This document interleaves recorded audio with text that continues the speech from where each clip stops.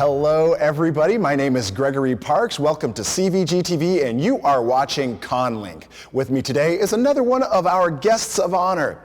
We have Jack Zipes with us. Jack is a professor emeritus of German and comparative literature at the University of Minnesota. He has a long list of published works, but among some of his accomplishments are he has taught at several universities around the world, including in Munich, Berlin, Milwaukee, Wisconsin, and Frankfurt, Germany, as well as the University of Minnesota. He is also a founder of the Community Bridges program at the Children's Theater Company here in Minneapolis, Minnesota. Please welcome Professor Emeritus and author Jack Zipes. Thank you for joining us. Right. Thank you for inviting me. So, my first question, is this your first time being a guest of honor for CONvergence, or have you been a guest of honor for us before? No, not here. I've been the guest of honor at some other places, but this is my first time here. Oh, beautiful. Well, welcome to the CONvergence family. Thank you for agreeing to be a guest of honor this year. Well, yeah, I'm intrigued. I'm looking forward to the different sessions and mingling with people, talking with them, finding out how they're managing to survive in this lovely world of ours. I'm sure you'll get answers to those questions and those things you're wondering. And also, I think the CONvergence community is one of those things that's kind of helping people get through this. There was a lot of apprehension about the return and a lot of questions, and the return last year was smaller scale than what we're used to, but it was triumphant, and people seem to be even more excited this year. So you're coming on board at a great time of renewal and resurgence. Great. Well, I appreciate that. I'm like I said, I've never been to your conference, and so I am intrigued and looking forward to seeing various people talking, giving talks, and so on and so forth.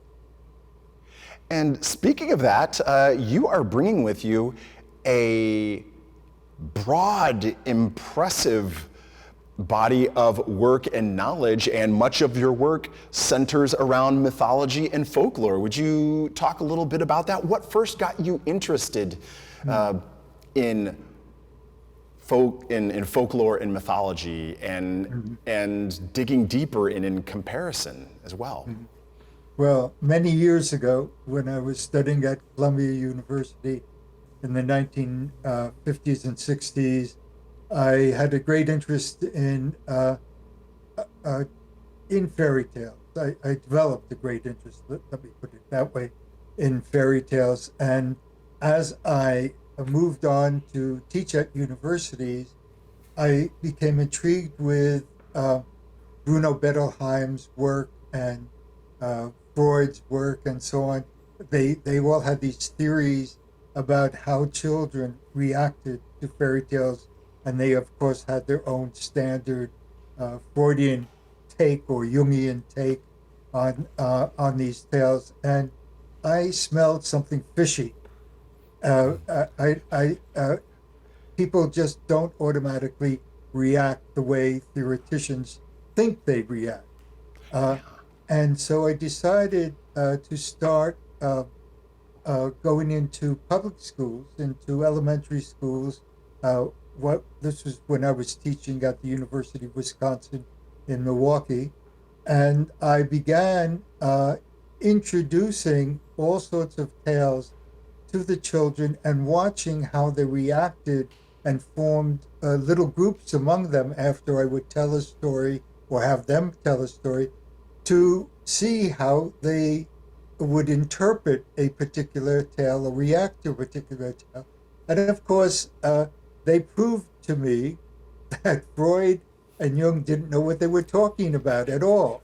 And so that really was the motive of my going further, exploring the history of folk and fairy tale, looking at particular tales like gathering different versions of Little Red Riding Hood and demonstrating that really Little Red Riding Hood is really a tale about rape, about how a young girl is made to feel guilty that she invited a wolf into her own parlor, so to speak. So, and I was not trained as a folklorist, but I became a self-educated folklorist and began publishing many different types of books, trying to also develop a method that understood fairy tales as meme, as that stick in our brain, using cognitive psychology and learning a great deal. For me, it's been a years of learning and working also with children. As you mentioned, I founded with the Children's Theater Company of Minneapolis in when I came here in about 1995, and it's a program that lasted up until the coronavirus. Unfortunately, the program has stopped since then, but it had the effect of really enabling me to understand how I could motivate children to become storytellers of their own lives. Hi there, all you very nearly adults. I want to thank you for your positive responses to the advertising that was, okay, I admit it, between you and me, it was pointed right at you. I get to see so many of these, what do you call them, TikToks? You do all this. Give us money, free advertising, set yourselves up to be stuck on us forever. I love your support so much because it's so selfless. I mean, come on, you know, right? I don't care one bit about you. Enjoy our products.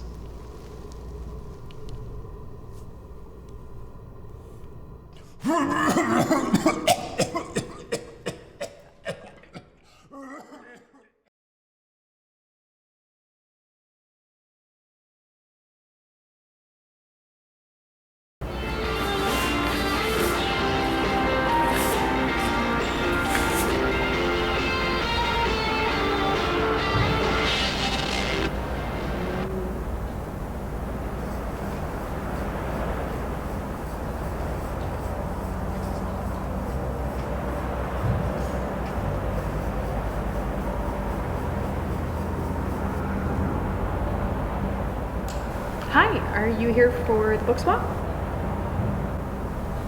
Well, that's wonderful. If you want to leave a book or take a book, maybe sit, read, and relax, it's all free here. Well, I mean, if you're feeling adventurous, we do have our blind date with a book selection, so you could try out something that you might not have considered.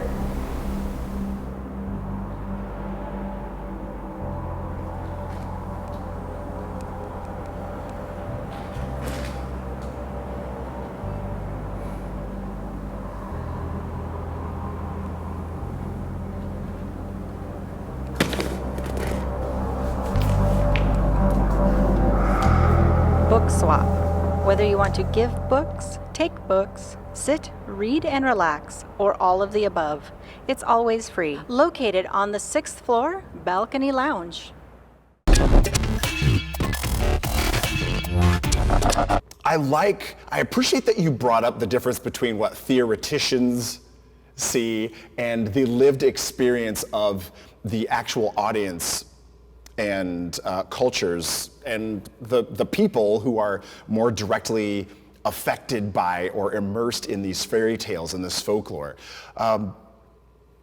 What are some ways in which you see that being kept alive in the current world? You mentioned the Community Bridges program, which did enjoy a vibrant life, and that and other theater-based programs still seem to be enjoying some community engagement. How are ways that you see those foundational effects of folklore and fairy tales, how do you see those still being kept alive and evolving in today's world as the world progresses?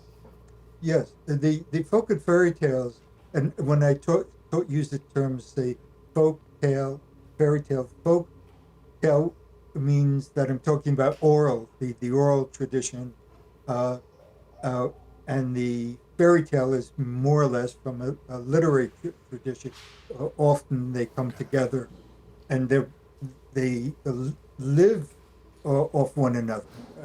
The literary fairy tales stem actually from these wonderful folk tales that were traditionally told by peasants and also by people in the past of all different types of trades. And of course, when technology arrived, we have movies, we have opera, we have ballet, and so on. And they all still, up to the present, live from these fairy tales. And the reason for that comes back to this notion of memes I was talking about. Memes are information that stick in our brain that enable us to survive in the world of art. So if we take a particular tale like Hansel and Gretel, which is a tale about abandoning children, well, that still goes on, right, in our lives. Yeah. So Hansel and Gretel has been developed into a movie, into movies, into novels, into you name it. These fairy tales don't leave us. They're so important. They give us information about how people have lived under the same or similar conditions so that they can work it through in a different way so that we can change the world and become more humane. Right now, I would say that dogs are more humane than humans.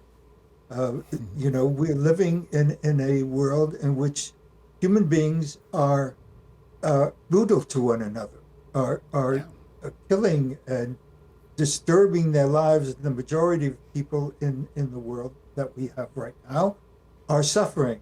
So these tales still are means by which we express ourselves.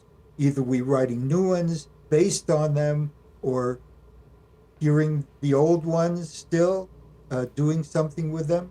But the fairy tale is the only genre in the world that stays with us from the time we're born until we die. Novels don't do that.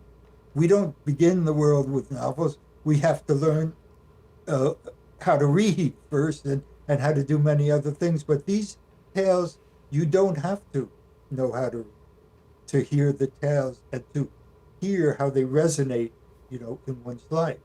We're all different and similar, of course, in some ways. But these tales can have a traumatic impact on us.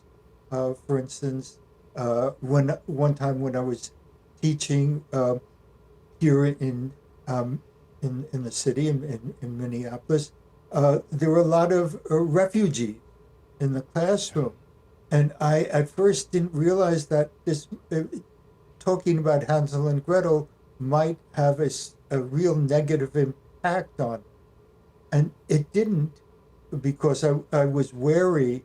I sort of tamed the witch in the tale a little, but I wanted to see their reaction and to have a discussion with them afterwards, and it was wonderful, because you do have to pay attention to the sensitivities of young children, maybe not, and adults, I would say, and fairy tales can be used in really exciting ways to deal with a trauma.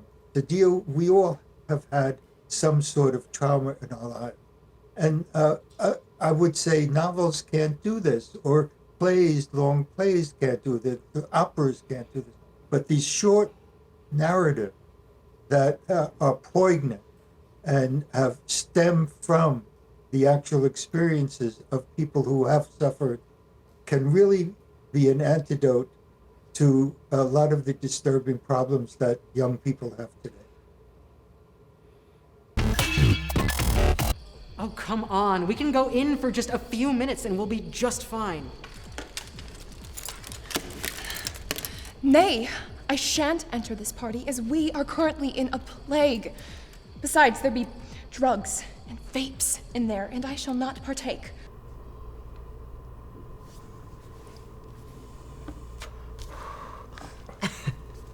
We can just wear our masks. +3 against viral beholders. I do not believe you are going to wear your mask the whole time that you're in there. You can't go 5 minutes without hitting your magical pipe. Ooh. Tally-ho. Ugh.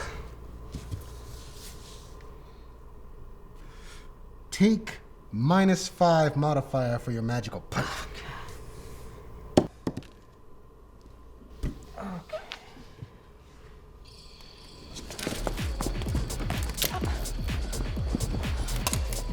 What did I tell you?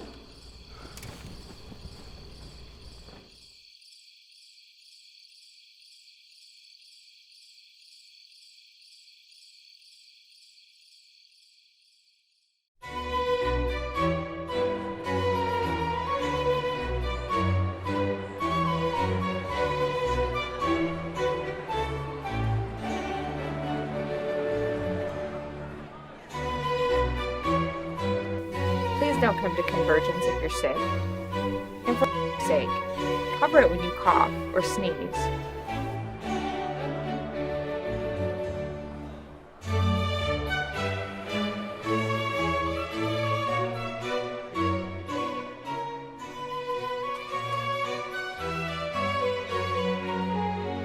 Please wash your hands. Con crud is no joke for some of us.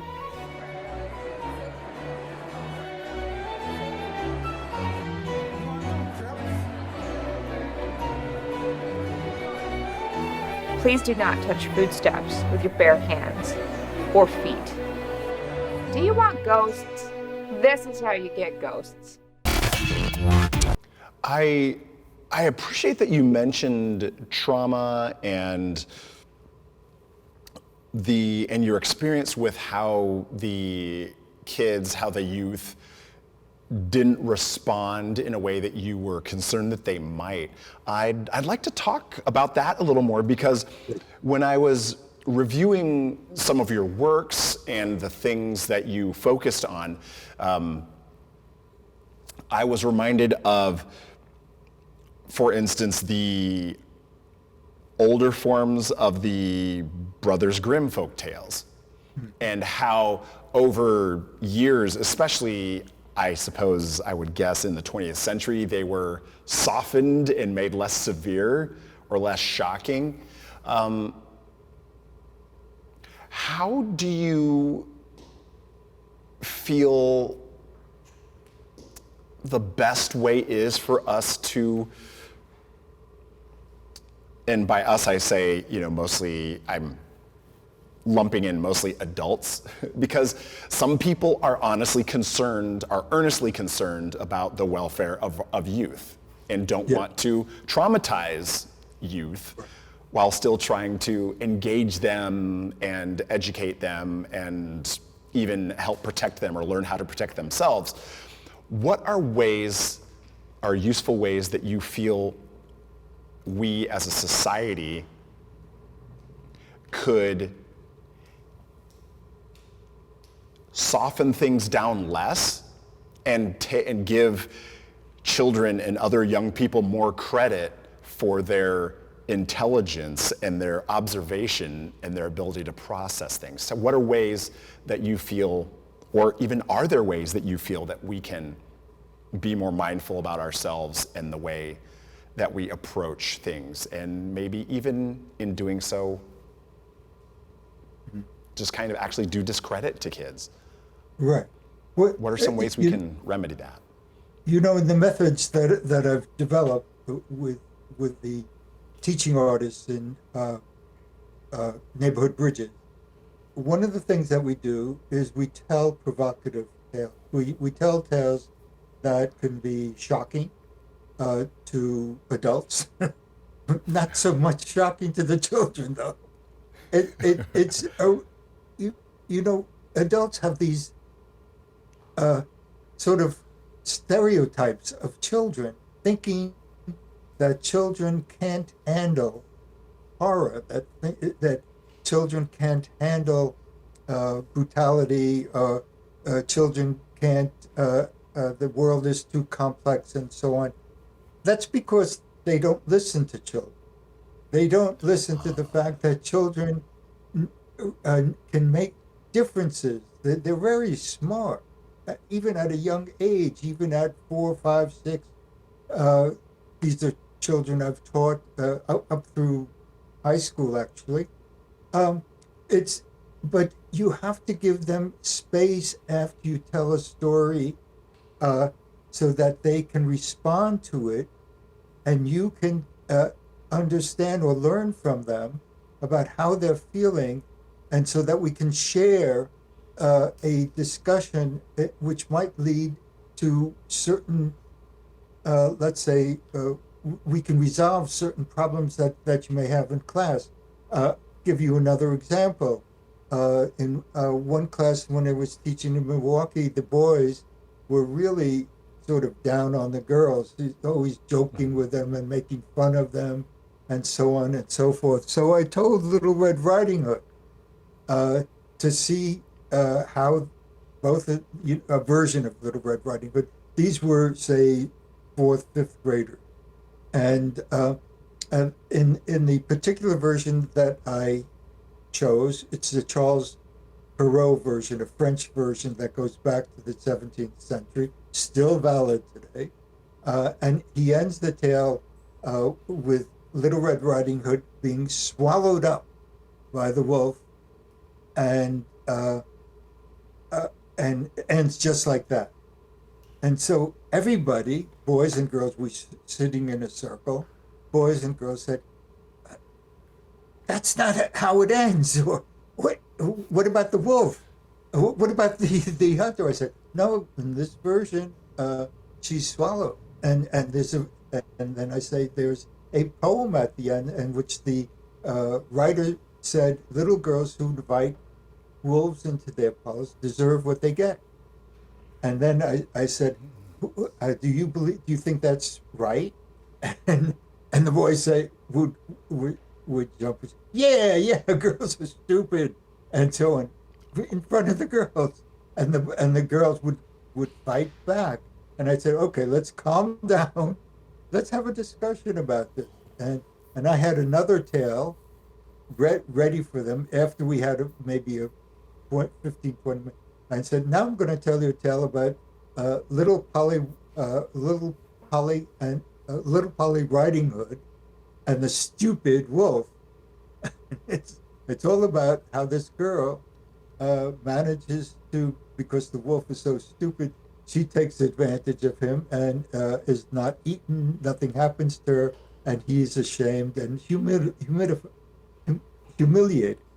So these are things that we should be doing with children instead of banning certain books, not talking about certain topics in front of them.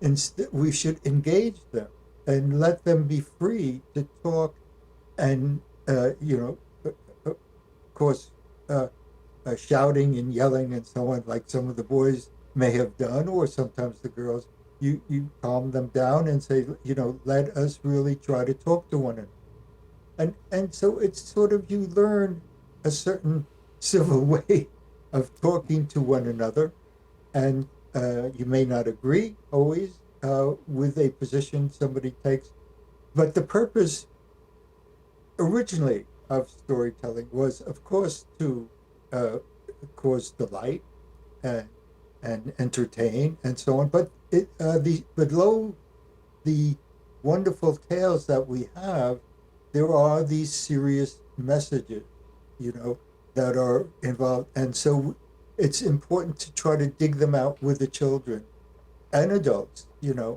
I don't separate, that much.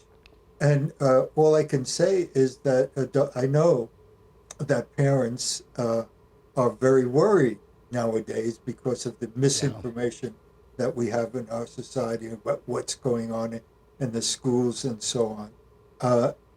And I think that fairy tales can help resolve a lot of these. Most parents have to work, and they don't. They have a limitation as to, and they expect that their children will be guarded tenderly and carefully and so on, which they are for the most part. And I think that there's a misunderstanding of what fairy tales are and what they can do. I would agree. And I thank you for your time, and I loved hearing your insight. And I look forward to attending and seeing your panel, seeing what you're going to be discussing. And I have the sneaking suspicion that a lot of people who are watching this will also feel the same way, because there are a lot of things that we all can learn or be reminded from through fairy tales, folklore, and oral history. So I appreciate your time. Great.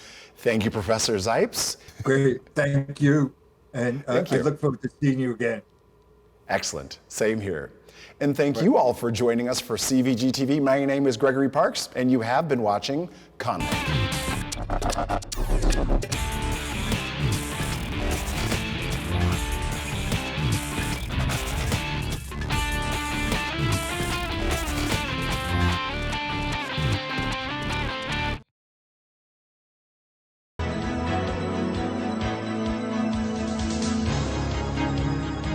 Dear con-goers, always remember that Howard the Duck was the best Marvel movie ever.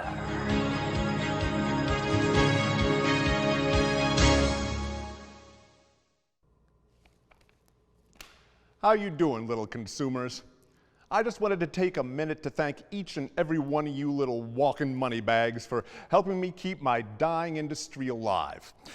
You see, sometime within the last, I don't know, decade or so, smoking became less cool. Can you believe that? I couldn't. I was pretty sure I was going to have to start selling used cars. Or timeshares or something. But then, our scientists came up with something that saved our bacon. Vaping. I mean, it's gotta be healthier, right? It ain't smoke, it's just steam or something. And don't you love that you can get your vape juices and all the flavors of candy that you loved as a kid? On top of that, when you vape, ain't no one can tell you when you get to use it or not.